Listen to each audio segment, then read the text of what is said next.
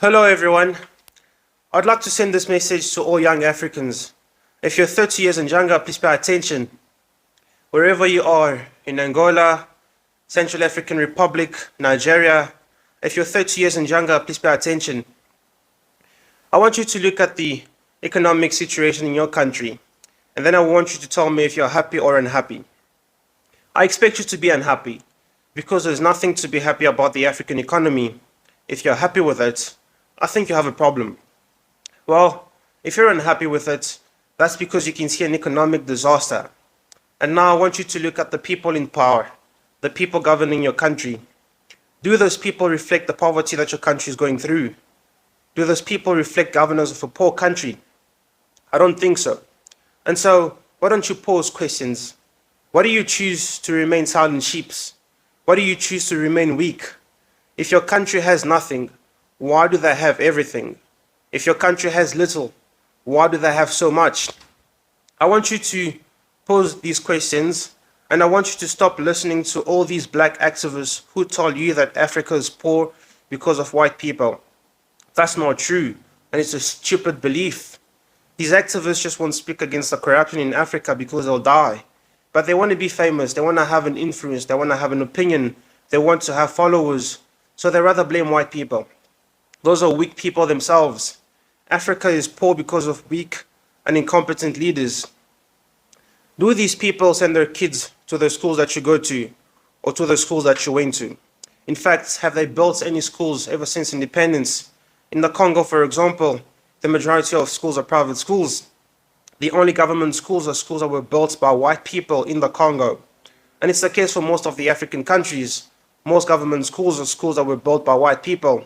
So after independence, Africans haven't built any schools, they haven't done anything for education.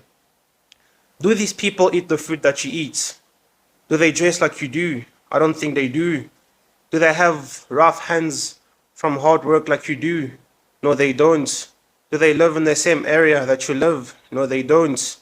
That's because these people have created this huge gap between your reality, the reality of the poor that they created for you, and their own little reality, the reality of the rich that they created for themselves. And so I want you black people to understand, just because people are black doesn't mean they care about you.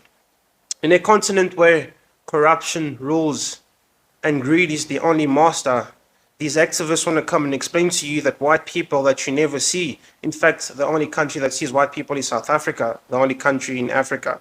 Most of the African countries don't see white people.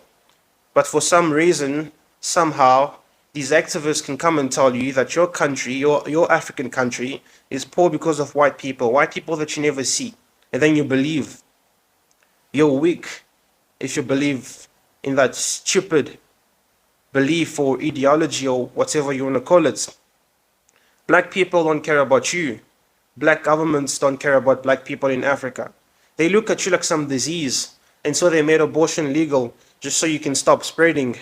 They can now give you a job at 15 years old just so you can drop out of school and stop pursuing something meaningful. We Africans, the worst part is that we Africans are weak. We won't even stand up to them because we're so weak.